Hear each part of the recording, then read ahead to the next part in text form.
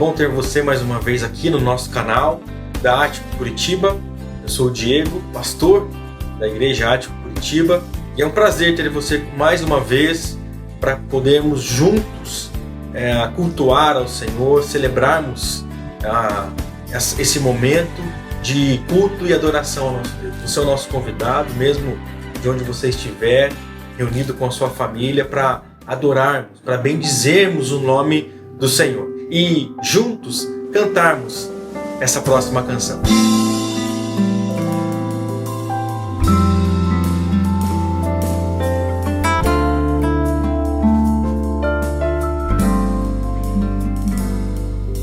Vem e sopra sobre nós teu sopro, reunidos neste ajuntamento. Honre e santifique este momento com a tua igreja que é teu povo. Faz teu rio de paz correr no meio destes que por fé vem bendizer-te e a uma voz oferecer-te seus louvores, súplicas e anseios. Tu és o Senhor de toda a glória,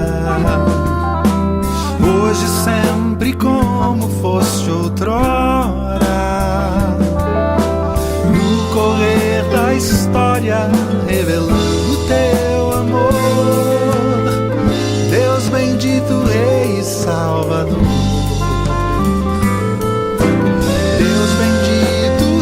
Salvador,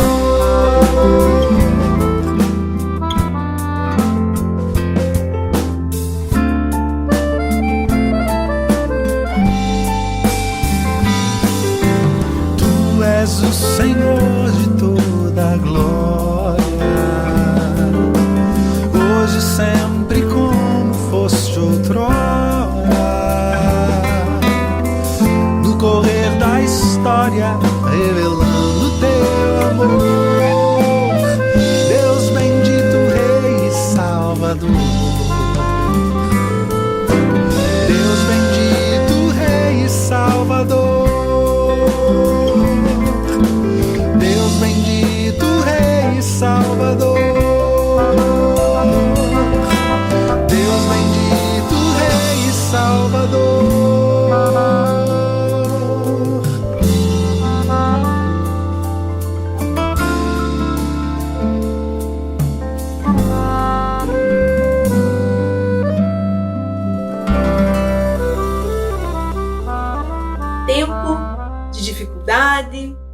Alguns tempos de alegria.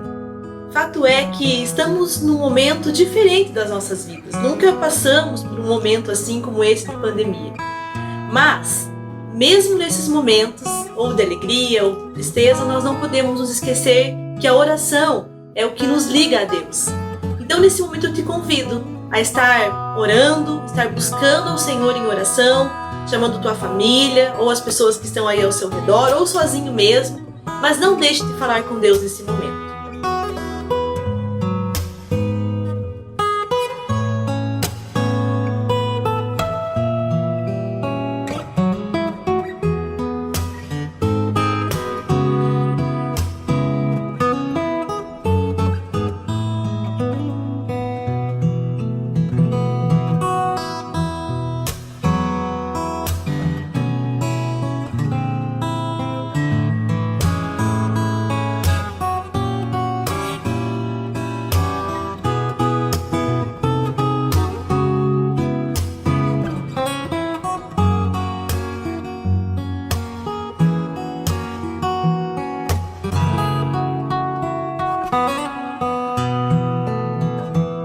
Deus, muito obrigada, Senhor, porque o Senhor é fiel, mesmo nós sendo pecadores, infiéis, a tua fidelidade, o teu amor não muda para conosco.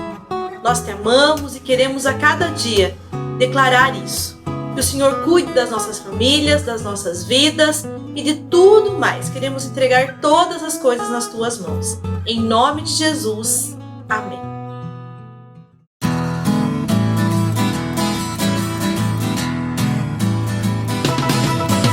O forno foi feito para aquecer a comida que foi feita para comer. Jesus, eu sei que fui feito para adorar você. Jesus, eu sei que fui feito para adorar você.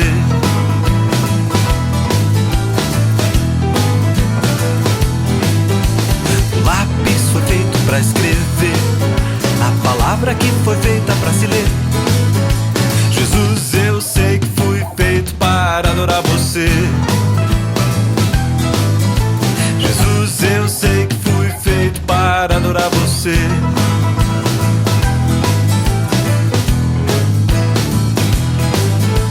A roda pra rodar, o canto pra cantar, chicletes para eu mastigar, a flor para florir, o riso pra sorrir, escova e pasta para escovar os dentes. O forno foi feito pra aquecer a comida que foi feita pra comer. Jesus, eu sei que fui feito para adorar você.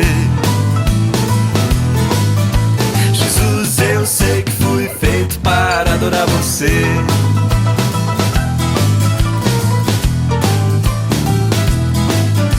O lápis foi feito para escrever a palavra que foi feita para se ler. Jesus, eu sei que fui feito para adorar você. Jesus, eu sei que fui feito para adorar você.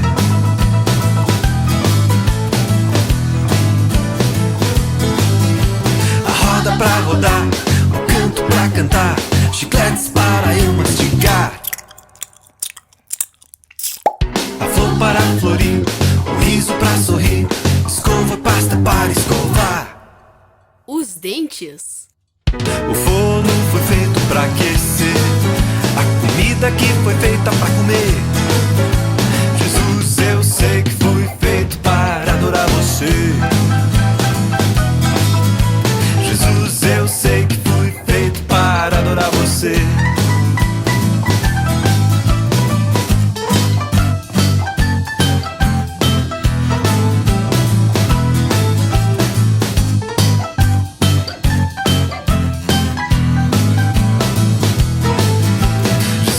Eu sei que fui feito para adorar você. 1 João, capítulo 4, versículos 7 e 8, diz assim: Amados, amemos uns aos outros, pois o amor procede de Deus. Aquele que ama é nascido de Deus e conhece a Deus. Quem não ama, não conhece a Deus, porque Deus é amor. Deus é amor. Nós estamos diante desse Deus, nós estamos adorando, nós estamos bendizendo o nome dele. E como continuação da nossa programação, nós gostaríamos que você ficasse por dentro do que está acontecendo na Ático Curitiba. Então, fique agora com as notícias do Ático News.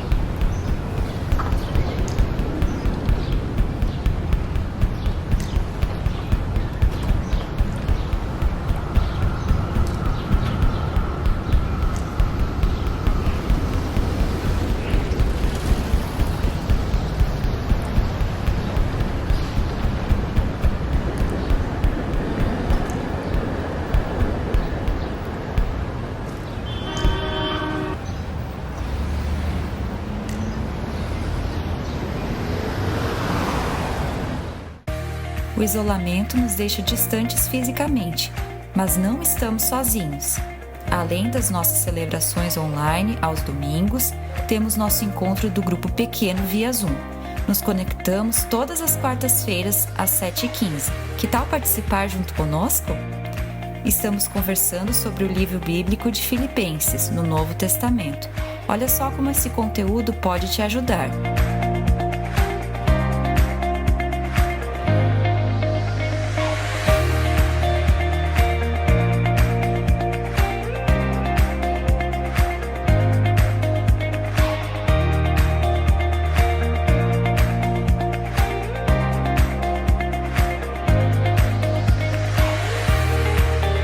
Se você tem interesse em juntar-se a nós, entre em contato. Esperamos por você.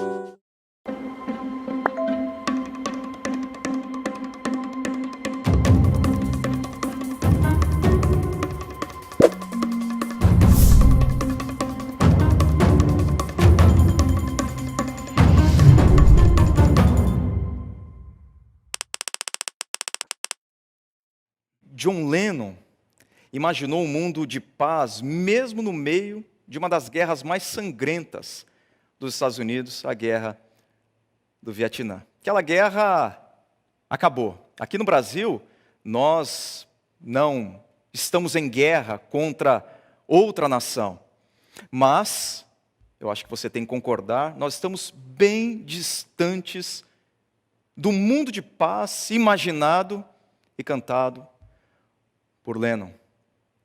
Uma das razões é que nós estamos inseridos numa cultura extremamente beligerante. Isso se dá também por conta das redes sociais, por incrível que pareça. E esse é o grande dilema das redes sociais. Elas, ao mesmo tempo em que nos unem, também nos controlam e nos separam. As redes sociais talvez se transformaram no palco mais belicoso da nossa história recente. Semana passada, a gente refletiu exatamente sobre isso, sobre a cultura do cancelamento que acontece nas redes sociais. É aquela justiça praticada de forma pública, sumária, contra pessoas que pensam diferente da gente. É uma justiça sem misericórdia. Mas essa cultura do cancelamento, ela faz parte de uma era, que alguns chamam de era dos haters. Hater significa aquele que odeia. O hater é uma pessoa que usa palavras hostis para matar a reputação daqueles que discordam dele. E olha, não adianta você tentar convencer um hater do contrário, porque o hater está cheio de certezas, de rotulações e de ódio.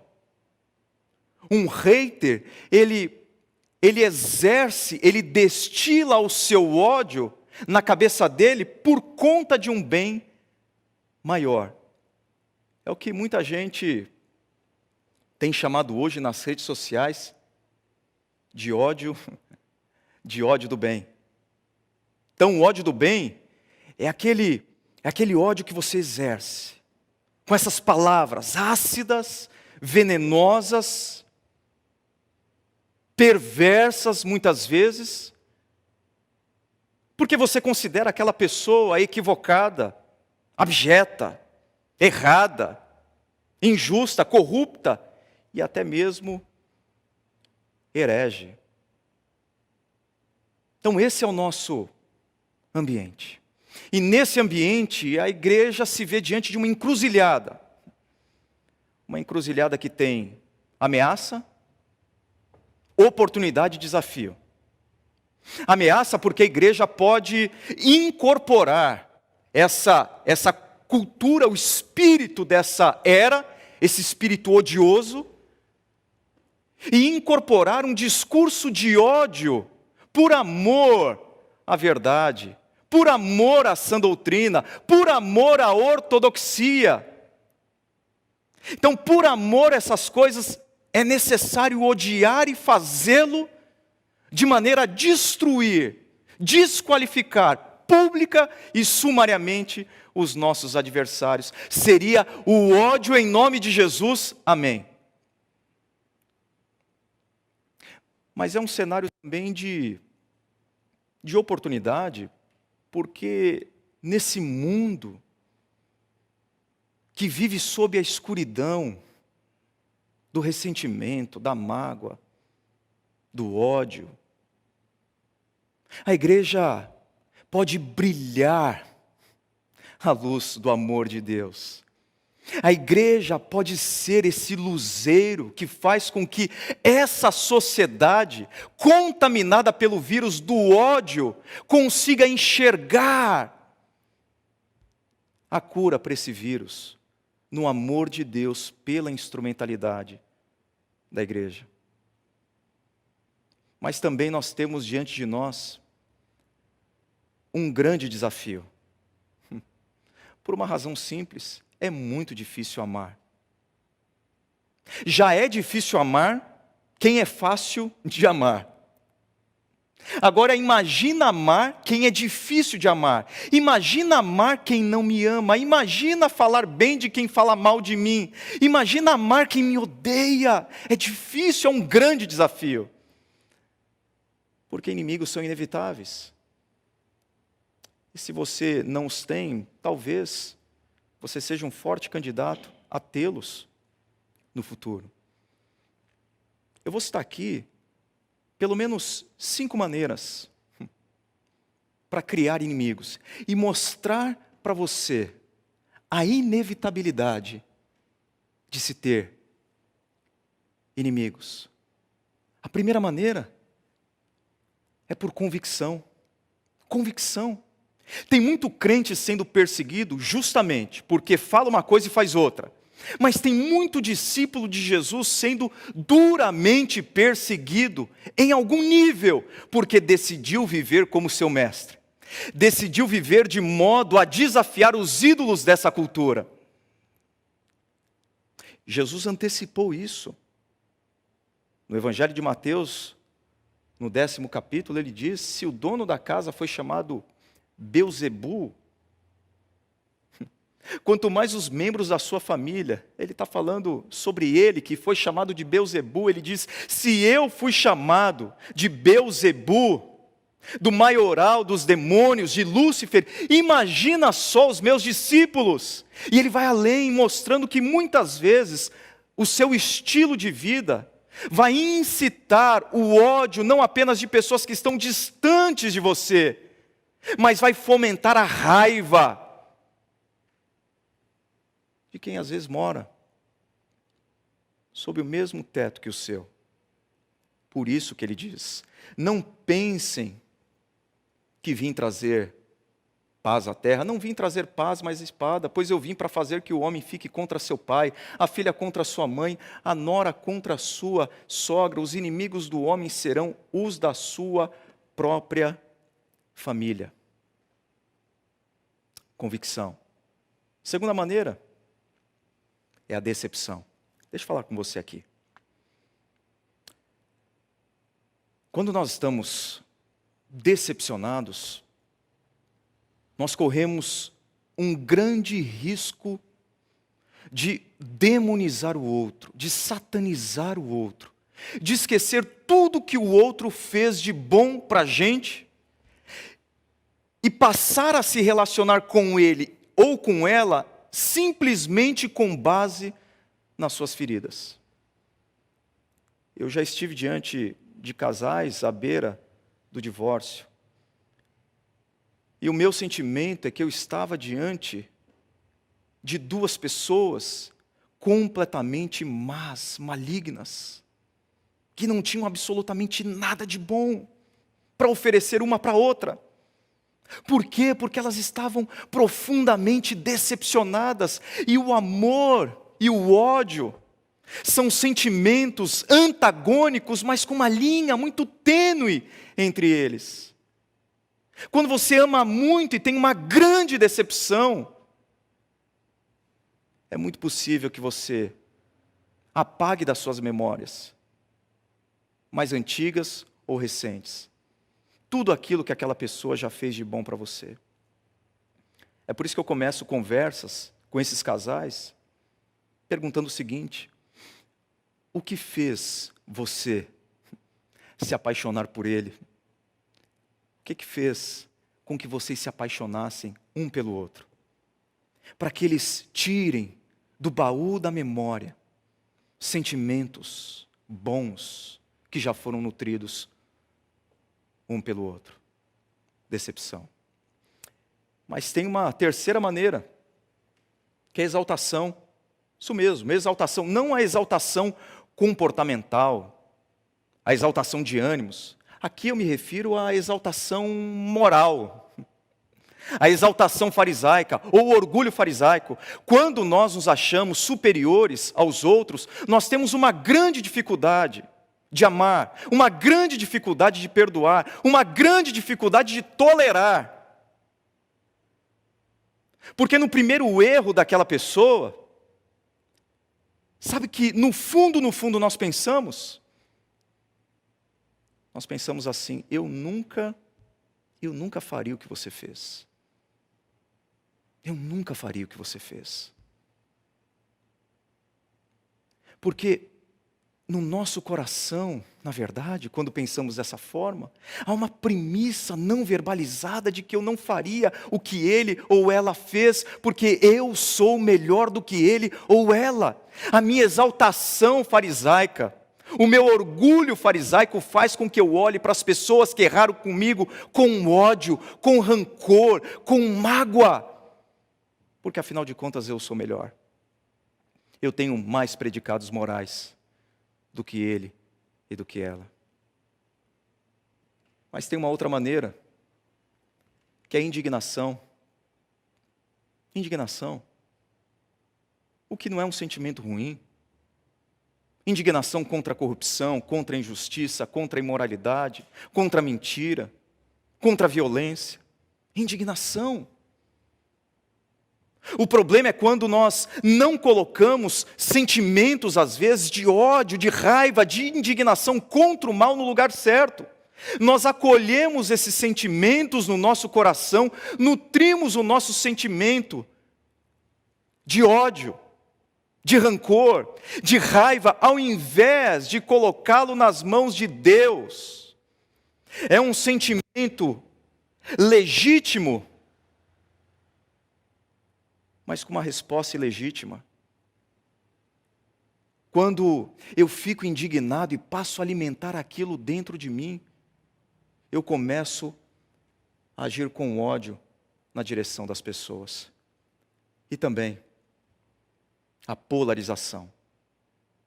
É uma forma muito eficaz hoje para criar inimigos. A polarização religiosa, a polarização política.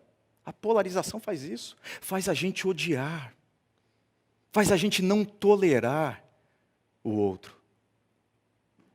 Lembrando aqui, novamente, do documentário que deu origem ao título da nossa série, O Dilema das Redes. E segundo esse documentário, muito interessante,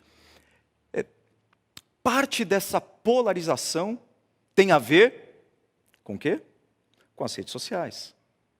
Por detrás das redes sociais há uma inteligência, uma espécie de inteligência artificial que vai traçando o seu perfil e oferecendo para você informações, vídeos, notícias, até pessoas nas suas redes sociais que partilham mais da sua cosmovisão, que concordam mais com você.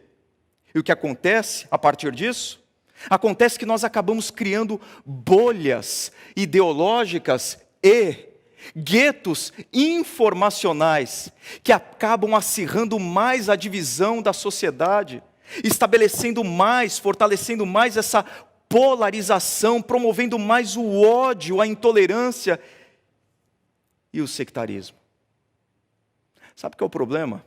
Qual o grande problema dessa polarização, fomentada às vezes pelas redes sociais? É que quando a gente lida com a realidade de maneira binária, nós contra eles, polarizada, nós passamos a encarar o outro, não apenas como alguém que diverge da gente, pensa diferente da gente, mas a gente passa a se relacionar com o outro como nosso inimigo. A gente passa a enxergar o outro como totalmente mau, como maligno, não como imagem e semelhança de Deus, que ele ou ela é. Por isso que eu gostei demais de um livro que eu tive contato recentemente, recém-lançado, The Space Between Us. E nesse livro, a Sarah Anderson diz algo importantíssimo para mim e para você. Para todas as nossas relações. Na família, na igreja, na sociedade, na política, seja o que for. Olha o que ela diz.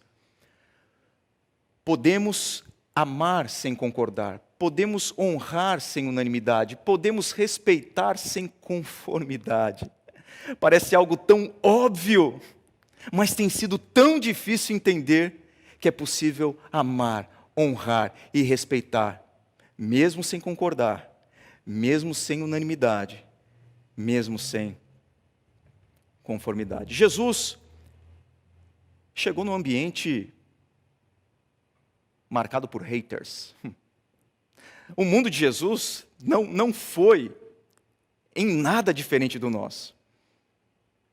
Quando Jesus vem para esse mundo, quando Deus se encarna, entra na história, e está junto com o seu povo, ele percebe que o seu povo, que muitos judeus odiavam. Muitos judeus odiavam os romanos, odiavam a divinização de César por parte dos romanos, odiavam a opressão e o domínio dos romanos, odiavam. Muitos judeus odiavam os samaritanos, odiavam a religião híbrida dos samaritanos, odiavam a miscigenação dos samaritanos. Muitos judeus odiavam não-judeus ou gentios, odiavam o paganismo dos gentios, odiavam a imundícia dos gentios. Muitos naquele tempo, muitos judeus desejavam que Deus protagonizasse um banho de sangue em Jerusalém com a morte dos inimigos de Israel. Existia até uma máxima dos doutores da lei, que era: ame o seu próximo e odeie o seu inimigo. Essa era a máxima deles. Possivelmente fruto de uma interpretação equivocada, enviesada da lei de Moisés, lá em Levítico, capítulo 19, versículo 18. Quando Moisés diz: não busque vingança, nem guarde rancor contra ninguém do seu povo, mas ame o seu próximo como a si mesmo, eu sou o Senhor. Os doutores da lei entenderam que o judeu deveria apenas não se vingar do seu patrício, de um outro judeu, mas ele estava absolutamente livre para odiar aquele que não fazia parte da sua turma, da sua denominação, do seu grupo, do seu time. Jesus corrige o entendimento dos discípulos. Vocês ouviram o que foi dito? Ame o seu próximo e odeie o seu inimigo, mas eu lhes digo,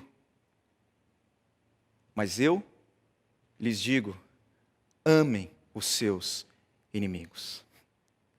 Amem os seus inimigos. Amem os seus inimigos. A gente tem uma visão estereotipada do que é o inimigo.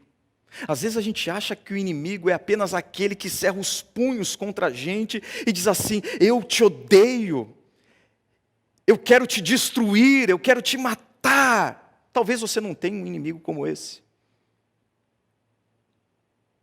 Mas quando o texto segue, a gente percebe que o inimigo não é só esse, que notadamente se assumiu como seu inimigo e estabeleceu como objetivo, como meta de vida, destruí-lo ou destruí-la. Não.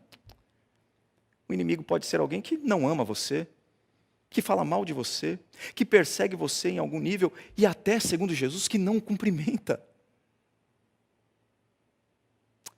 Um inimigo pode ser um filho rebelde,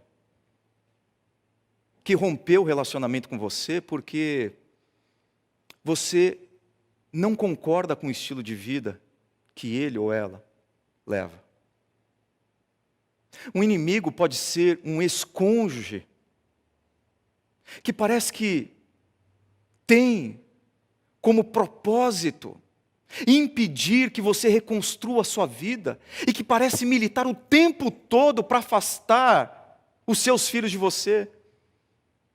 Um inimigo pode ser uma esposa indiferente, apática, fria com você, sem ternura, sem delicadeza, sem paixão.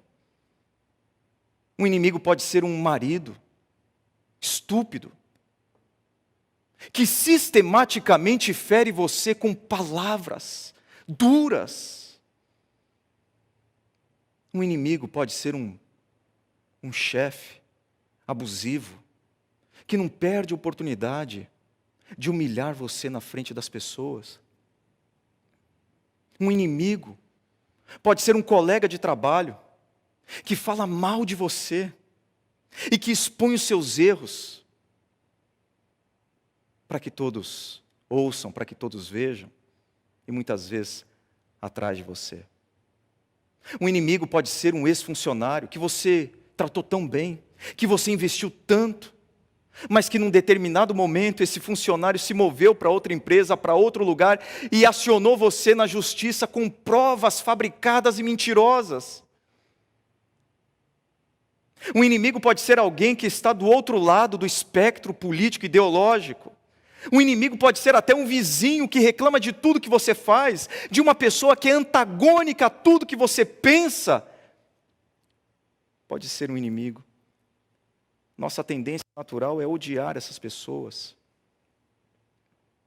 é desprezá-las. Mas Jesus diz: amem os seus inimigos, amem os seus inimigos. Amem os seus inimigos. Isso significa façam o bem aos seus inimigos.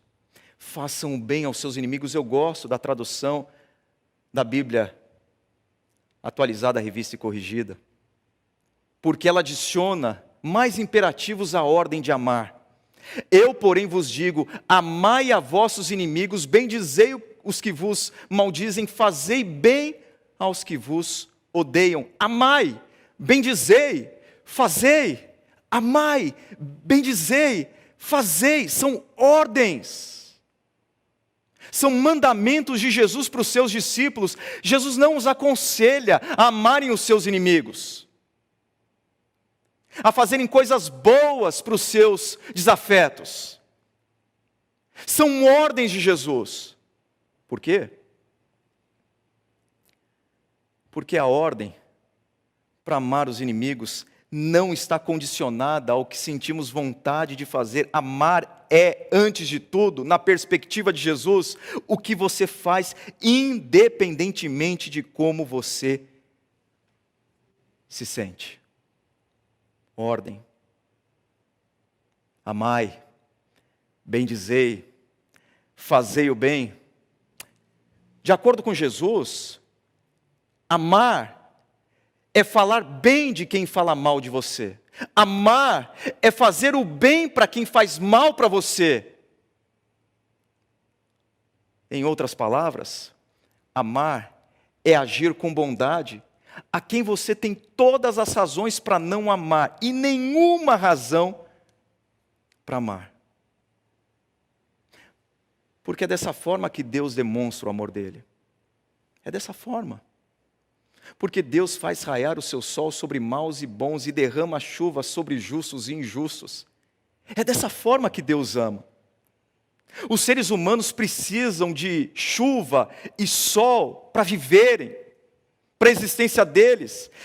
E Jesus diz que Deus oferece para os seres humanos chuva e sol, mesmo quando esses seres humanos não reconhecem chuva e sol como expressões da bondade dele.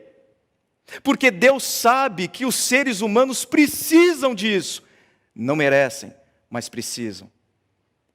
Porque na ótica de Jesus, amar é dar ao outro o que ele precisa e não o que ele merece. Grava isso. Amar, na lição que Jesus dá aos seus discípulos, é dar o que o outro precisa, não o que ele merece. E olha aqui. É fácil amar assim? É muito difícil amar assim. Odiar é fácil. A gente não precisa de muito esforço para odiar. Mas a gente precisa de muito esforço para amar. Em cada ato de amor há um grau de sacrifício. Já cantou Zé Ramalho que o sinônimo de amar é sofrer, e eu concordo.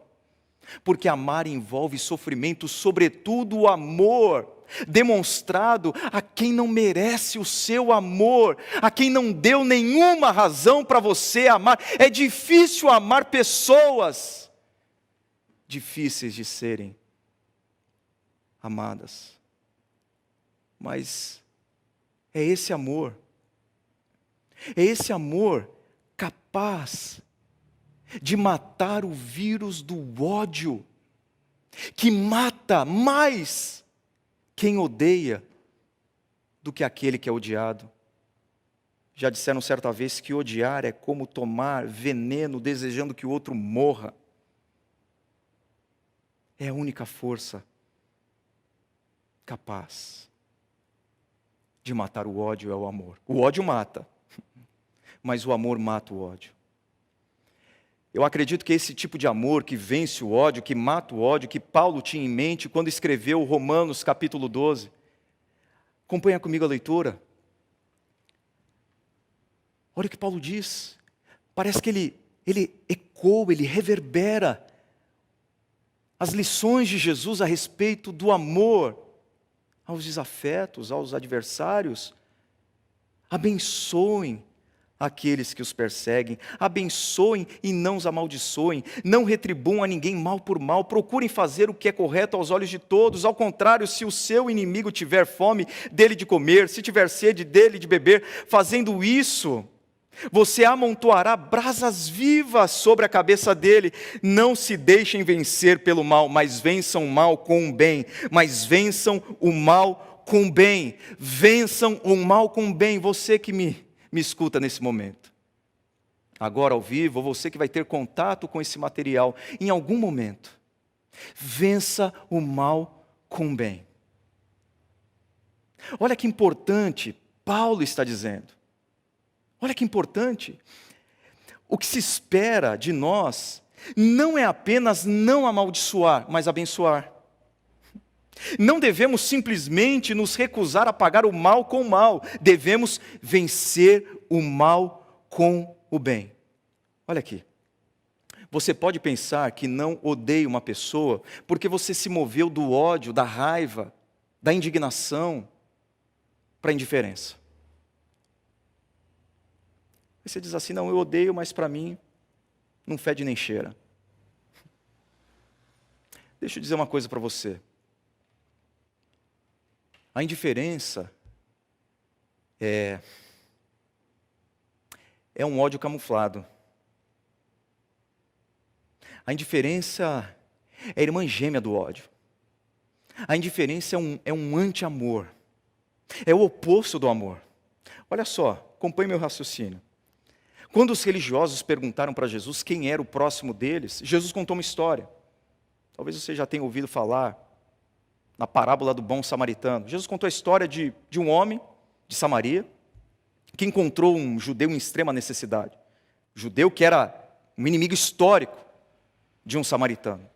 E ele, ao vê-lo ali, absolutamente entregue, destruído, ele se move em compaixão na direção daquele judeu, a fim de fazer o bem para ele. Mas é interessante que Jesus insere nessa história dois outros personagens, na verdade, dois religiosos, que ao verem esse mesmo judeu, um patrício deles, alguém que fazia parte do povo deles, esses dois religiosos passam de largo. Aparentemente eles não odeiam aquele judeu, eles não cospem naquele judeu, eles não pisam naquele judeu, eles não chutam aquele judeu, eles não xingam aquele judeu, mas eles passam de largo.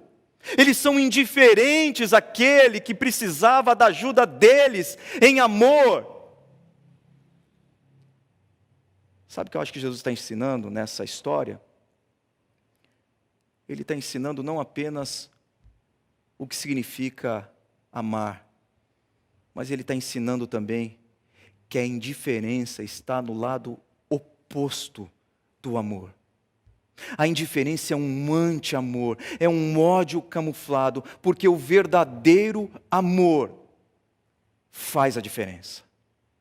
O verdadeiro amor age. O verdadeiro amor é capaz de fazer essa diferença que o apóstolo Paulo citou no capítulo 12 de Romanos.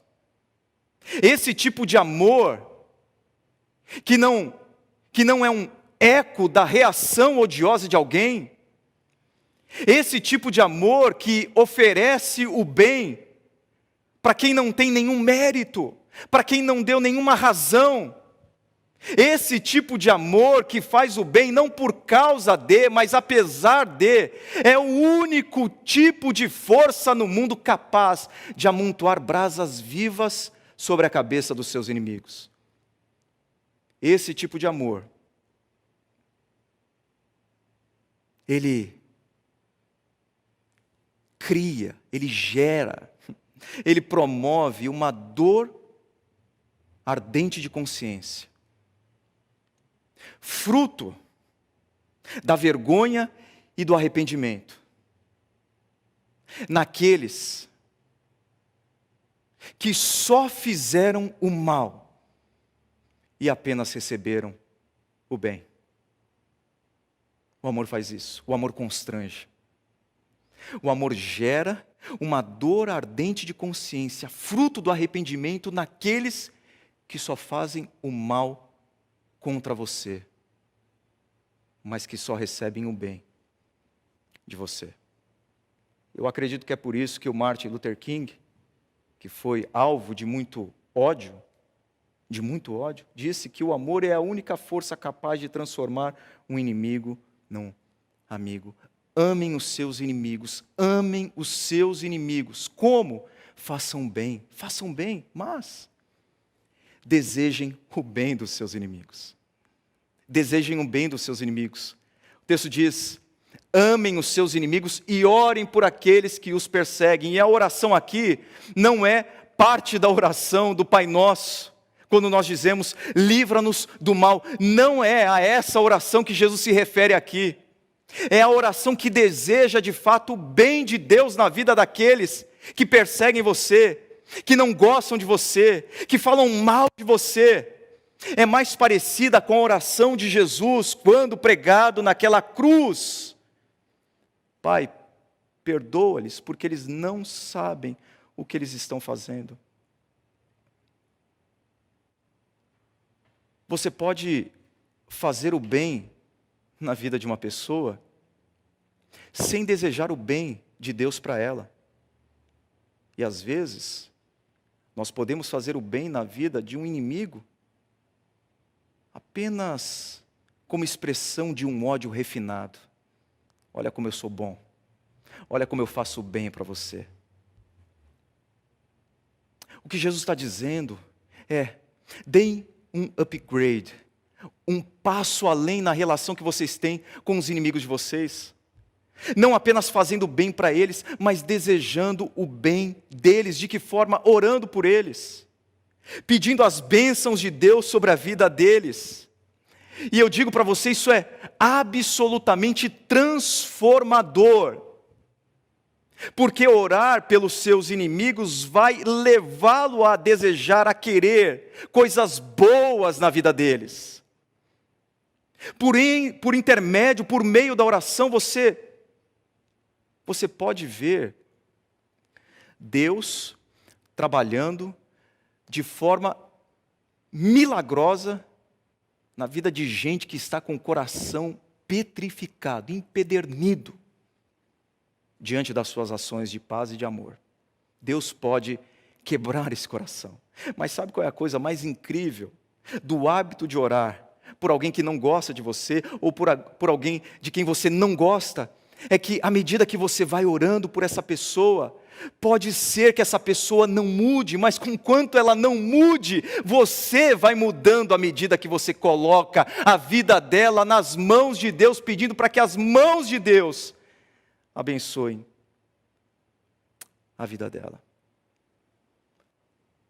Hábitos mudam as forças que controlam, que governam, que inclinam o nosso coração. As pessoas acham que os sentimentos devem determinar tudo aquilo que elas fazem, e que é hipocrisia fazer alguma coisa de bom, ou orar pela vida de alguém sem sentir vontade.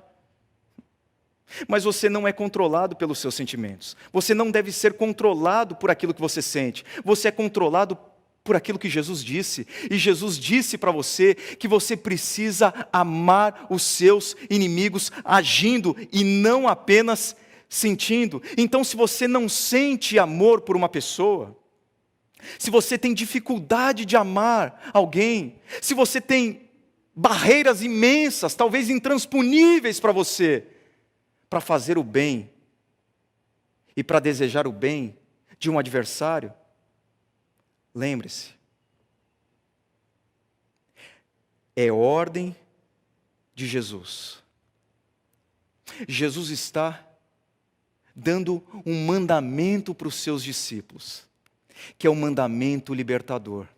Porque à medida que você ama do jeito que Jesus quer, você vai sendo liberto do ódio, você vai sendo transformado, os seus sentimentos em relação a ele ou a ela também vão sendo redirecionados. Você pode falar, não, mas isso não tem como, é impossível. Não, não é impossível. Faz o seguinte, faz um teste, 2 semanas. 2 semanas. Ore pela vida dessa pessoa que tem sido uma pedra no seu sapato. Essa pessoa que tem colocado armadilha diante de você o tempo todo. Essa pessoa que você sabe que tem falado mal de você, que quer puxar o seu tapete. Ou aquela pessoa que está próxima a você e que simplesmente se tornou alguém apático, impiedoso, violento. Comece a orar pela vida dele ou pela vida dela. 2 semanas, 15 dias orando, e você vai ver se alguma coisa não vai acontecer dentro do seu coração. Porque hábitos mudam as forças que controlam, que inclinam o nosso coração. E qual a importância disso? Está aqui. A importância é essa. Não existe importância maior do que essa. Jesus diz, para que vocês venham a ser filhos de seu Pai que está nos céus, porque Ele faz raiar o seu sol sobre maus e bons e derrama chuva sobre justos e injustos. Se vocês amarem aqueles que os amam, que recompensa vocês receberão? Até os publicanos fazem isso. E se saudarem apenas os seus irmãos, o que estarão fazendo demais? Até os pagãos fazem isso, portanto, sejam perfeitos como perfeito é o Pai Celestial de vocês. Fazer o bem para os seus inimigos, orar pelo bem dos seus inimigos. É a prova maior de que você é um filho de Deus. Jesus não está dizendo que você precisa amar os seus inimigos para você ser filho de Deus. O que Jesus está dizendo é que à medida que você ama os seus inimigos, você está se declarando como um filho de Deus. O maior teste de filiação é o amor que você dispensa pelos seus amigos e também pelos seus inimigos, porque o Pai dos céus ama dessa forma. E se você é filho desse Pai celestial, o DNA dele está em você. Você carrega o coração desse Pai, você está inclinado a amar como Ele ama. Esse é o grande diferencial dos discípulos de Jesus. É o que Ele está dizendo aqui. Não adianta vocês amarem, não adianta vocês honrarem, não adianta vocês falarem bem de quem ama vocês, de quem honra vocês, de quem fala bem de vocês. Todas as pessoas fazem isso, mas o grande diferencial de vocês, o que vai fazer com que esse mundo veja Deus mais nitidamente através de vocês, é o amor que vocês dispensam, que vocês demonstram pelos seus afetos e desafetos, porque o amor é a maior marca da espiritualidade cristã. Não é a ortodoxia, não é o zelo pela sã doutrina, não adianta ser um cristão reformado hater. Cristão hater é uma contradição de termos. A falta de amor degenera o zelo pela verdade em ódio contra os que divergem, destruindo pessoas e atrapalhando a agenda de Deus na história. Isso mesmo, atrapalhando a agenda de Deus na história, porque Deus decidiu se revelar a esse mundo através do amor dos discípulos de Jesus. Esse é o plano A de Deus para esse mundo que está contaminado pelo ódio. A igreja, formada pelos discípulos de Jesus de Nazaré, é a vacina de amor de Deus para um mundo contaminado pelo vírus do ódio.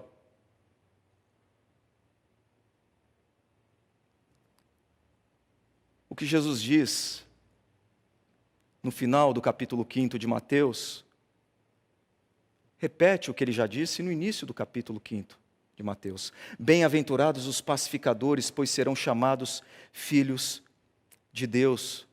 Jesus está ensinando que amar os inimigos, ser um pacificador, um construtor de pontes, não de muros, é fundamental para o mundo ter uma visão mais nítida de quem Deus é. Nós somos sinais de Deus para esse mundo. Somos sinais do amor de Deus para esse mundo. E esse sinal de Deus para esse mundo, ele depende grandemente da nossa capacidade, da nossa disposição, da nossa coragem, do nosso sacrifício de amar os nossos inimigos, fazendo bem para eles e desejando ou orando pelo bem deles. Eu vou mostrar um vídeo para vocês que aponta para a importância de sermos sinais do amor de Deus para o mundo em crise. Esse vídeo não vai trabalhar a questão da inimizade, mas esse vídeo mostra um jovem que ganhou $400 e tomou a decisão de investir esses $400, pagando a conta do supermercado para os clientes de maneira aleatória. Mas o que ele não esperava era exatamente essa reação.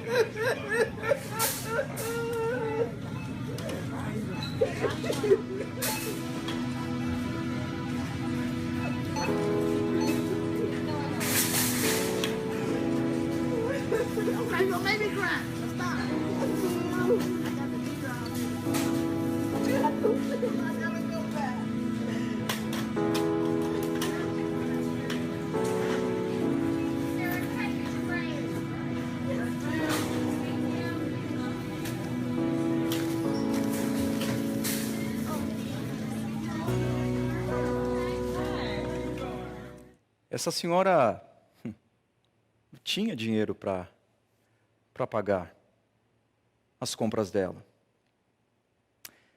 Mas ela diz que chorou muito de manhã, naquela manhã. Alguma coisa de muito errada estava acontecendo na vida dessa mulher, até que ela foi alcançada por um ato de bondade espontâneo, aleatório. Isso a impactou profundamente. O que me chamou a atenção nesse vídeo, aqui na reportagem, o jovem que pagou as compras para essa senhora, disse que ela foi procurá-lo e disse que naquela manhã em que ela chorou muito, muito, desesperada pelo momento dela, ela pediu um sinal de Deus para a vida dela. E aquele rapaz foi o sinal do amor de Deus para a vida dessa mulher. Nós podemos ser sinais do amor de Deus para esse mundo em crise. Não apenas podemos, como devemos, que sinal nós estamos oferecendo para esse mundo? Como que a nossa sociedade tem feito a leitura de Deus através da igreja, através de nós? Qual a visão que os nossos inimigos terão de Deus a partir daquilo que nós fazemos na nossa relação assodada com eles? Que Deus nós estamos oferecendo e apresentando para o mundo? O mundo precisa ver, Deus precisa se tornar, porque esse é o plano dele, nítido, claro, conhecido através da igreja. Ele tomou a decisão de estabelecer a minha vida e a sua vida como veículo da missão dele nesse mundo. O mover de Deus na história depende da maneira como nós amamos as pessoas, fazendo o bem para elas e desejando ou orando pelo bem delas. A humanidade já teve uma visão clara de Deus, nítida de Deus. Os nossos primeiros pais tinham uma visão absolutamente cristalina a respeito de Deus. Mas eles tomaram a decisão de romperem, de desfazerem a amizade com Deus Criador. E a partir desse momento, a humanidade se tornou cega, cega na sua relação com o Criador, cega na sua relação com a criação, cega na relação com o seu próximo, cega. Logo depois de Adão e Eva optarem pelo afastamento de Deus, virarem as costas para Deus, nós vemos o primeiro episódio de ódio, de crime de ódio na palavra de Deus, quando Caim, cegado pelo ódio e pela inveja, mata o seu irmão Abel. Mas Deus não deixou o seu mundo na escuridão do ódio. Ele se moveu na história desde o começo para restaurar a sua criação do ódio, da escuridão, da cegueira. E ele fez isso de maneira muito especial através de um homem chamado Abraão.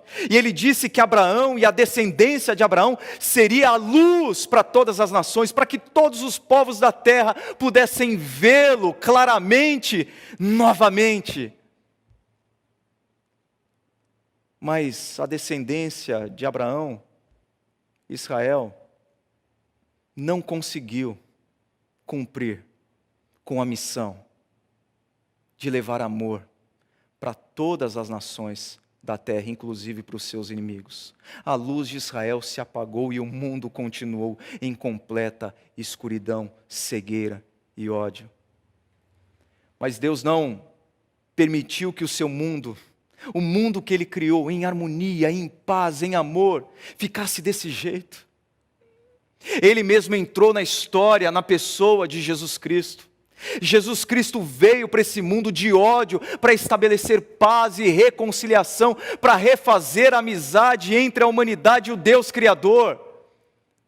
E Ele frustrou todas as expectativas dos judeus que queriam que Deus matasse os seus inimigos. Não! Deus veio não para matar os seus inimigos, mas para morrer no lugar dos seus inimigos. Enquanto que no começo do Evangelho de Mateus, no capítulo 5, nós vemos o amor de Deus a partir do derramamento da chuva de Deus sobre os injustos, no final do Evangelho de Mateus nós vemos o amor de Deus a partir do derramamento não da chuva de Deus sobre os injustos, mas do sangue de Jesus Cristo sobre injustos e sobre inimigos dele. Dentre os quais eu me incluo,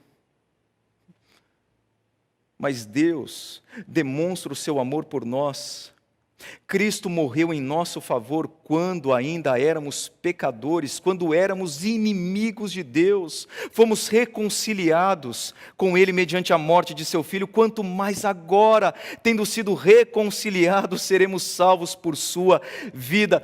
A rede social de Jesus funciona bem diferente da nossa. Totalmente diferente da nossa. Vocês puderam ver. Quando alguém quer ser seu amigo, por exemplo, no Facebook, essa pessoa manda uma solicitação. Se você conhece, ok. Agora, se você não conhece, o que você faz? Você olha ali para a quantidade de amigos que vocês têm em comum. Às vezes você entra no perfil dessa pessoa para olhar o que essa pessoa posta, o que ela publica, quais são os likes dela, o que ela compartilha. Você dá uma olhada. Se te agrada, você aceita a solicitação. Se não te agrada, você simplesmente cancela aquela solicitação. Mas na rede social de Deus, as coisas não funcionam desse jeito. Deus não aceita você na rede dele de amigos, a partir do que você faz, a partir de quem você é, a partir do personagem que você constrói nas redes sociais, a partir dos seus predicados morais, das suas qualidades, a partir dos seus valores, a partir da sua beleza, a partir da sua conta bancária, a partir dos seus dons. Ele não aceita você por causa de você, Ele aceita você por causa da obra de Jesus Cristo na cruz do Calvário, que reconciliou você com Deus, que refez a sua amizade com Deus, independentemente do que você tenha feito na sua vida, porque o amor de Deus por você não depende do que você fez ou faz. O amor de Deus por você foi provado tendo Cristo morrido por você, independentemente do que você fez, e independentemente de quem você é. Sabe qual é o mais interessante na rede social de Jesus? É que Ele não espera você enviar uma solicitação de amizade para Ele a fim dele aceitá-lo ou aceitá-la. Não. É Ele quem vai atrás de você. É Ele quem busca você.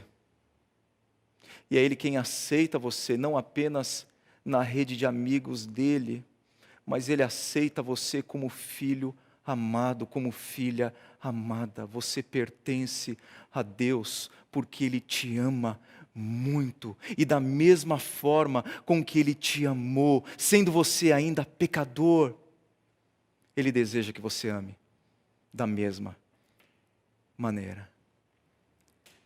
O que a gente pode fazer para amar os nossos inimigos? Eu acho que algumas coisas, por exemplo, a gente pode meditar um pouquinho mais no amor de Jesus. Medite mais no amor de Jesus. Seja constrangido por esse amor, porque à medida que você vai consumindo o amor de Jesus, vai sendo saturado com o amor de Jesus, você é constrangido a amar da mesma forma. Sim, Jesus, que amou você dessa forma, que demonstrou o amor dele de diversas maneiras, inclusive antes da morte dele, quando ele estava com os seus discípulos, partilhando de uma refeição, ele se curva, ele se dobra para sujar as mãos dele com as imundícias dos pés dos discípulos, incluindo do seu traidor, Judas. Mas a despeito disso, ele demonstrou amor por Judas. Judas era inimigo de Jesus. Judas discordava de Jesus. Jesus discordava de Judas, mas nem por isso Jesus cancelou Judas. Jesus discorda de mim e nem por isso Jesus me cancela. Se Jesus não me cancela, apesar de discordar de mim, eu não posso cancelar os meus inimigos, apesar de discordar deles. Medite mais no amor de Jesus. Segundo, descanse mais na justiça de Deus. Talvez a sua dificuldade em amar os seus inimigos é porque você quer justiça. Porque você não se conforma com o fato deles terem falado o que eles falaram sobre você, feito o que eles fizeram com você, produzido o que eles produziram contra você. Você não se conforma, você quer justiça, mas o fato de Deus, de Jesus, mandar, ordenar, chamar a mim e a você para nós amarmos os nossos inimigos, não significa que Ele não vai lidar com a maldade protagonizada pelos nossos inimigos. A nós não pertence a vingança, a nós pertence o amor.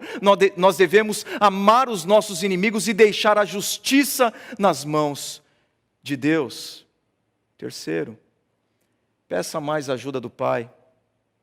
Amar quem é fácil de amar é natural, amar quem é difícil de amar é sobrenatural, e para amar dessa forma você precisa da força, da ajuda sobrenatural do Espírito de Deus, assim como um jovem chamado Estevão, que foi apedrejado por causa do amor dele por Jesus, enquanto a face dele, o rosto dele, era desfigurado pelas pedras que os inimigos dele lançavam contra ele. A Bíblia diz que Estevão, cheio do Espírito do Cristo, que um dia pediu perdão pelos seus inimigos, diz: Pai, perdoa-lhes, eles não sabem o que eles estão fazendo. Apenas pelo Espírito de Cristo nós podemos amar do jeito de Jesus. E por fim, use menos as suas redes sociais, que têm se transformado em redes antissociais. Talvez você não tenha ganhado um amigo através das redes sociais, mas pode ser que você já tenha perdido um amigo por causa das redes sociais. Faça o que Jesus nos aconselhou a fazer, no capítulo 5 ainda, de Mateus. Se alguma coisa te faz pecar, afasta de você, diminua o seu tempo nas redes sociais e provavelmente, possivelmente, você vai diminuir atritos entre você e as pessoas. Olha, certa vez eu li que o mundo é como o corpo humano. A gente que xinga, a gente que odeia, a gente que é vírus do ódio para esse corpo, chamado mundo. Mas há também os glóbulos brancos, gente que é resposta imune ao vírus do ódio. Que nesse grande corpo, chamado mundo, você não faça parte do grupo que é vírus, que é ódio, que contamina, que mata, que envenena, que destrói.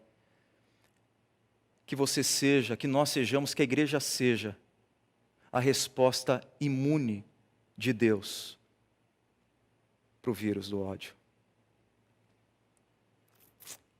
Que nessa pandemia de ódio, a igreja se manifeste como a vacina de amor de Deus ao mundo. Vou repetir. Que nessa pandemia de ódio, a igreja se manifeste como a vacina de amor de Deus a esse mundo. Que Deus te abençoe.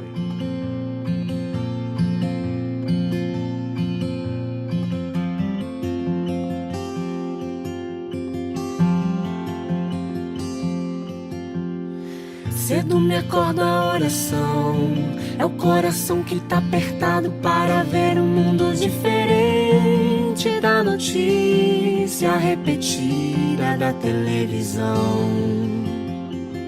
Eu me pergunto onde é que foi, alguém me explica por favor, onde é que foi que nós desaprendemos a viver em união. Quero ver mudar, mas se eu aqui só esperar, eu sou um deles, sou só um deles. Minha oração só é real transformação se começar em mim. Haja mais amor a começar em mim, amor que eu tanto quero ver a começar em mim, a começar em mim. Quem me perceber, que antes possa me reconhecer, me descrever em teu amor.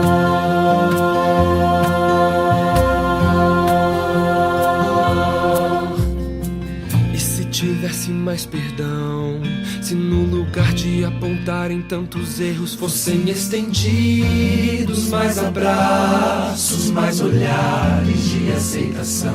Se não mais tanto tempo em vão, se nosso bem mais precioso não faltasse quando pra ouvir, pra entender o meu irmão. Posso até sonhar, mas se eu aqui só esperar, eu sou um deles, sou só um deles. Minha oração só é real transformação se começar em mim. Haja mais amor a começar em mim, amor que eu tanto quero ver a começar em mim, a começar em mim. Perceber que antes possa me reconhecer, me descrever em teu amor.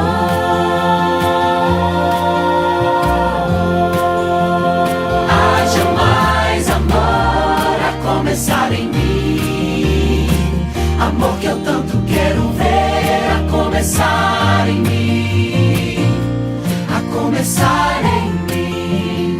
Quem me perceber, que antes possa me reconhecer, me descrever em teu amor.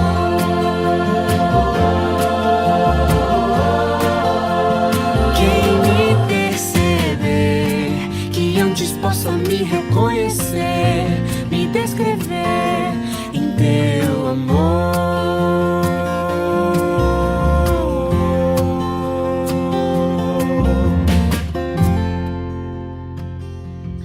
Que bom podemos juntos celebrar ao Senhor, chegando ao final do nosso culto e adoração. Eu convido você para mais uma vez nós orarmos, buscarmos a presença do nosso Deus. Pai, nós te bendizemos, nós entregamos essa semana nas tuas mãos, as nossas vidas nas tuas mãos, sabendo que o Senhor tem o melhor para nós. O Senhor cuida das nossas vidas. Que nós possamos dia após dia ter essa confiança, essa entrega nas tuas mãos, aos pés do Senhor. Que o Senhor nos guarde, que o Senhor nos proteja, continue a falar aos nossos corações, a ministrar nas nossas vidas. Nós te bendizemos e agradecemos pelo culto, pela celebração que pudemos participar hoje. Em nome de Jesus, amém. E que a graça de nosso Senhor e Salvador, Jesus o Cristo, que o amor de Deus, o nosso eterno Pai, e a consolação do Espírito Santo do Senhor esteja sobre toda a sua casa, esteja sobre toda a sua vida, sobre toda a sua família, não apenas nesse dia de hoje, mas para todos sempre. Amém e amém. Deus abençoe, tenha uma boa semana na presença de Jesus. Quem me perceber, que antes possa me reconhecer, me descrever